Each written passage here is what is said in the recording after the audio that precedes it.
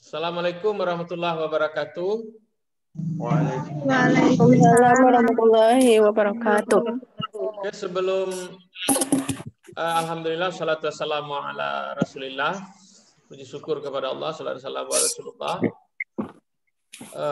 Pada pertemuan terakhir ini yang seharusnya kita ujian Meet, tapi karena ujiannya lewat Google Form, saya tunda sedikit. Nanti saya kirim ke WA Group, diisi sesuai materi kita.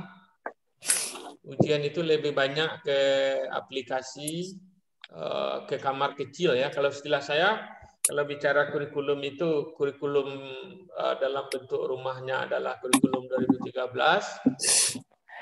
Masuk ke dalam rumah itu ada kamar PAI di dalamnya. Nah, kita lebih banyak bicara PAI. Dan itu pun yang saya ujiannya materi yang sesudah ujian Meet, artinya lebih banyak ke pembelajarannya. Kalau dokumentasinya SKL, KI, KD, RPP, Selabus selesai itu untuk Meet ya. Selesai ujian semester, Mid semester itu lebih banyak kita bicara pembelajaran abad 21, pendidikan karakter, model pembelajaran, pendekatan saintifik dalam pembelajaran PAI. Kemudian kemarin kita terakhir membahas tentang penilaian. Di pertemuan yang singkat ini saya sebenarnya ingin meresum saja sedikit tentang seluruh yang saya sampaikan itu. Sebenarnya mata kuliah kita itu fokus ruang lingkupnya kepada 4 standar pendidikan nasional ini. 4 standar dari 8 standar ya. Sekarang sudah 9 standar pendidikan nasional itu kan ada 9 standar itu. Mulai standar kompetensi lulusan, standar isi, standar proses, standar pengelolaan, standar sarana, standar pendidik, standar pembiayaan, standar penilaian. Kan itu ya. Sistem pendidikan nasional kan diarahkan untuk mencapai standar nasional itu minimal ya. Konteks pembicaraan kita di analisis kurikulum PAI Madrasah itu kita fokus kepada 4 hal, 4 standar. Yang pertama adalah standar kompetensi lulusan, yang kedua standar isi, yang ketiga standar proses, yang keempat standar penilaian. Semua yang kita diskusikan dari awal, mulai membahas K13, kemudian perubahan K13 dari KTSP, kemudian standar kompetensi lulusan, KI, KD, kemudian ada RPP, Selabus, ada pembahasan tentang pembelajaran abad 21 dalam konteks mata pelajaran PAI, ada pendekatan saintifik, model-model, seterusnya sampai penilaian. Itu ranahnya kepada yang 4 itu. 4 standar itu yang kita beri pemahaman kepada kita bersama supaya kita jadi guru nanti tidak canggung ya. Karena nanti semester besok Anda sudah mulai masuk ke praktek micro teaching, pembelajaran mikro. Pembelajaran mikro kalau Anda dapat mata pelajaran madrasah, kalau masih kelompok dengan saya, itu RPP yang Anda buat itu akan saya suruh praktekkan besok di mikro. RPP yang dibuat itu akan dipraktekkan, kemudian dinilai, dilihat indikator-indikatornya mulai dari kegiatan pembukaan, kegiatan inti, kegiatan penutup. Nah, semuanya itu harus merujuk kepada kurikulum. Jadi kurikulum yang kita diskusikan ini belum sampai kepada praktek. Nanti di semester 6 Anda masuk kepada praktek micro teaching. Nanti Anda dibagi kelompok-kelompok kecil 10-15 orang nanti mengajar sesuai kurikulum yang berlaku. Tentu kalau Anda mata pelajarannya madrasah merujuk kepada PMA 183. Kalau Anda dapat mata pelajaran PAI di sekolah merujuk kepada Permendikbud tentang standar isi. Nomornya lupa saya, berapa yang terbaru itu? Nomor berapa? Nomor 23, 24, nomor berapa itu? Ada yang tahu Permendikbudnya tentang standar isi di PAI SMA sekolah? Ada yang tahu? Kalau di madrasah PMA 108. Kalau Anda jadi guru madrasah itu harus familiar dengan kalimat PMA 183, PMA 184. Kalau Anda jadi guru madrasah tidak kenal PMA 183, PMA 184, Anda tidak akan bisa mengajar mata pelajaran PAI yang terdiri dari Al-Quran Hadis, Akidah Akhlak, Fikih, dan SKI. Paham tuh? Fahimna. Oke. Jadi 4 ranah itu yang kita diskusikan dalam kurikulum. Karena kita analisis kurikulum kita tidak banyak bicara konsep, kita lebih banyak bagaimana kurikulum yang ada itu Anda kuasai, Anda pahami. Setelah dipahami, Anda mampu menyesuaikan dengan PAI, menganalisis sesuai dengan karakteristik PAI kurikulum itu. Kemudian Anda ajarkan kepada siswa, siswa memahami, siswa memiliki sikap, siswa memiliki keterampilan sesuai dengan kompetensi yang diharapkan dalam mata pelajaran PAI di madrasah. Itu inti dari kurikulum kita. Jadi ada SKL, kompetensi lulusan. Kalau kompetensi lulusan itu kita bicara ke kompetensi siswa setelah tamat satuan pendidikan. Itu apa? Itu sudah dibuat oleh pemerintah. Kalau di SD melalui SD, SMP, SMA, Permendikbud. Kalau madrasah, ibtidaiyah, sanawiyah, aliyah melalui PMA. Walaupun yang Permendikbud dan PMA itu sama sebenarnya, tapi ada ciri khas sedikit di SKL madrasah yang lebih banyak mata pelajaran agamanya daripada di sekolah. Kalau mata pelajaran umumnya di sanawiyah dan di SMP sama. Matematiknya, bahasa Indonesianya, bahasa Inggrisnya sama. Tapi di PAI-nya saja. Jadi madrasah sanawiyah dia punya ciri khas. Nah, SKL-nya kompetensi lulusan madrasah seharusnya, ini idealnya, harus berbeda dengan profil lulusan anak sanawiyah madrasah. Idealnya dalam konteks PAI harus menunjukkan perbedaan ciri khas. Karena dia lebih banyak muatan-muatan PAI-nya ketimbang di SMA. Tapi faktanya kan tidak juga begitu. Saya lihat ini Anda ini ada yang tamat SMA, tamat madrasah. Pas tamat saya lihat tamat anak MAN dengan anak SMA tidak beda-beda amat. Kenapa? Karena di sekolah tidak memiliki, di madrasah dia tidak menggali ciri khas yang ada di madrasah itu yang berasal dari mata pelajaran 4 itu, Al-Quran Hadis, SKI, Fikih. Kompetensi lulusan itu fungsinya apa? Fungsinya adalah mengarahkan semua kompetensi-kompetensi, semua standar-standar yang 7 lagi. Jadi acuannya pendidiknya, kurikulumnya, proses belajarnya, penilaiannya, sarananya, pembiayaannya, tenaga pendidiknya, itu dia merujuk kepada standar kompetensi lulusan. Nah, itu. Jadi standar kompetensi lulusan itulah yang menjadi acuan seluruh kompetensi yang ada di madrasah itu. Itulah seharusnya. Pak, kenapa kami harus tahu, Pak? Harus. Masa calon guru tidak mengerti? Kalau saya ditanya orang nanti, apa sih bedanya kompetensi lulusan sanawiyah dengan aliyah? Harus bisa guru menjelaskan. Kalau sanawiyah itu pengetahuannya masih bersifat pengetahuan yang luang lingkupnya masih nasional. Tapi kalau SMA sudah masuk pengetahuannya sudah global kayak gitu. Sikapnya juga berbeda nanti. Keterampilannya juga berbeda. Nah, ruang lingkupnya berbeda. Kalau di ibtidaiyah itu lebih kepada penanaman sikap-sikap dasar. Tapi kalau di aliyah sudah masuk sikap-sikap bagaimana toleransinya, bagaimana menghargai orang lain, tanggung jawab, keberanian. Nah, itu beda dia. Jadi harus paham itu. Jangan nanti Anda mengajar di sanawiyah lalu ditarik orang pindah ke aliyah, sama saja model pembelajarannya, berarti tidak paham kompetensi lulusan.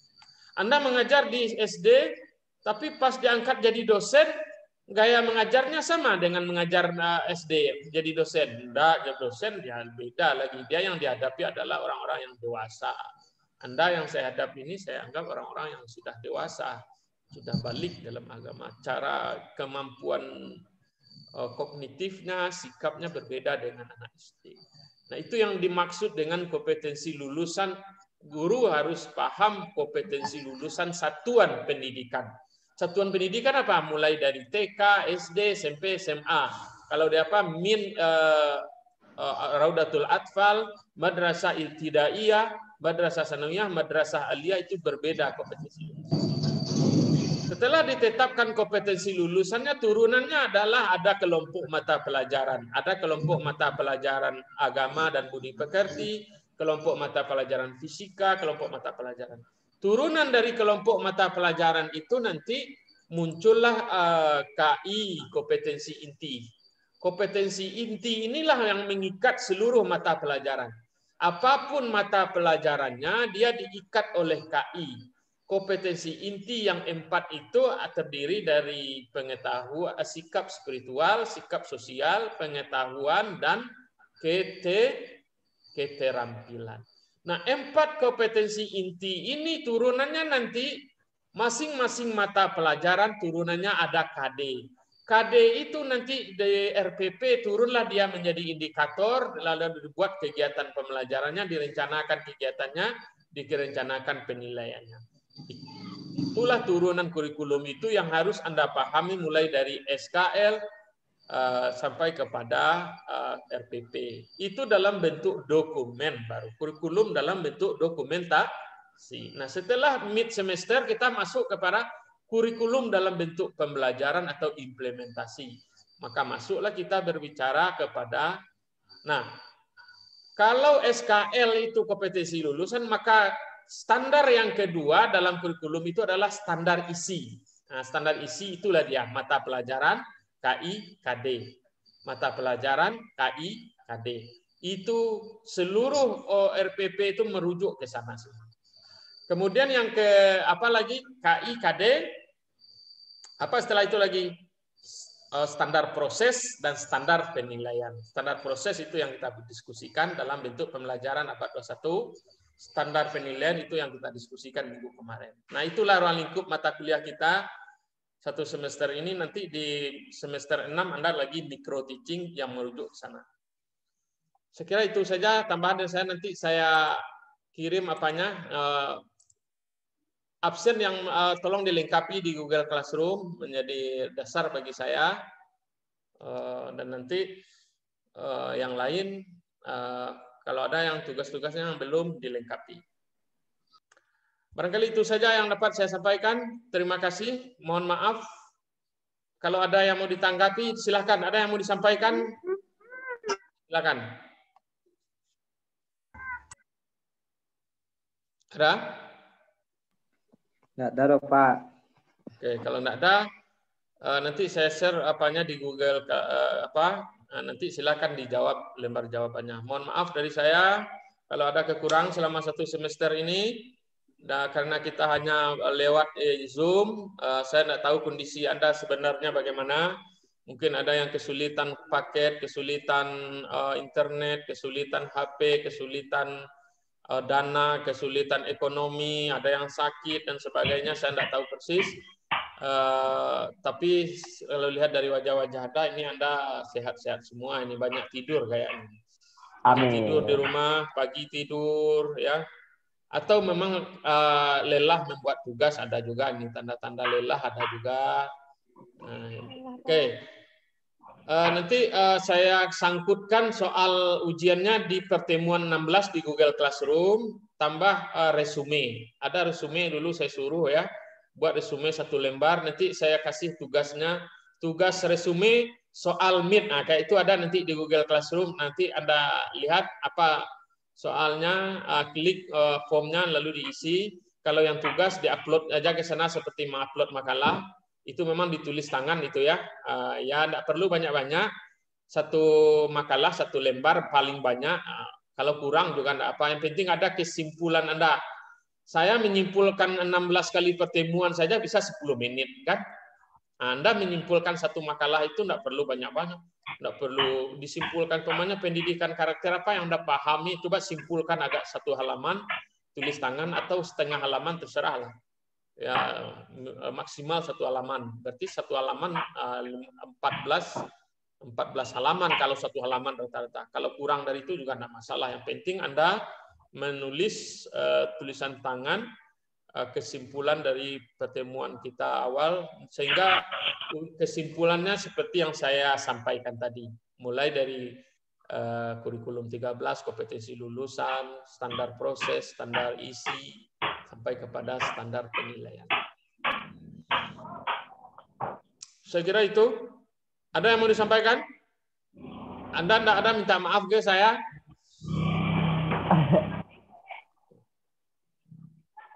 Tidak ada yang mau disampaikan? Pak. Terima kasih Pak semuanya. Pak Lela mau tanya tentang UTS. Kalau disampaikan maaf tuh ada Pak. Laila apa? Mengenai tugas resume Pak. Dulu katanya kita meresum cuma sampai sebelum UTS Pak. Iya, yang sesudah UTS juga itu diresum juga sedikit. Kan ada makalahnya itu. Iya, Pak. Kan tidak banyak itu. Sambil membaca-baca nanti diresum. Saya kasih waktu sampai minggu depan lah ya. Tidak mesti hari ini. Ya Pak. Ya.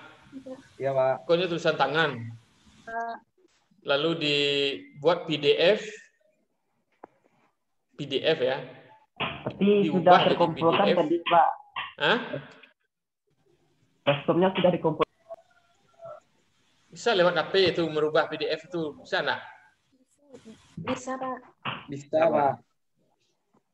Atau pindahkan ke foto kan ke Word bisa juga kan?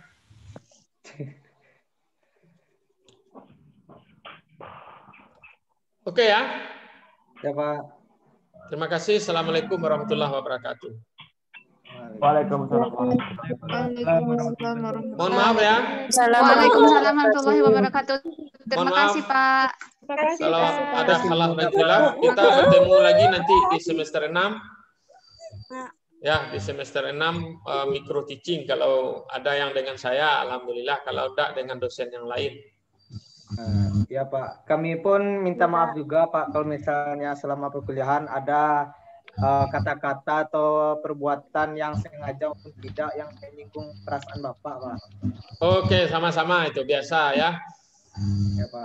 Anda kan anak muda ya, mungkin ada ya kalau sikap-sikap biasalah saya memahami itu anak muda, saya juga muda dulu ya. Yang penting itu Anda harus selalu terus pesan saya karena Anda mahasiswa PAI harus terus memperbaiki diri seperti yang saya ingatkan dulu ya. Secara step by step kita tidak bisa langsung jadi kiai ya. Tapi secara bertahap kita bisa memperbaiki diri kita. Karena memperbaiki diri kita itu sebenarnya kita memperbaiki masyarakat karena kita adalah contoh teladan oleh masyarakat. Perbaiki saja diri kita terus, tidak usah kita menjelek-jelekkan orang.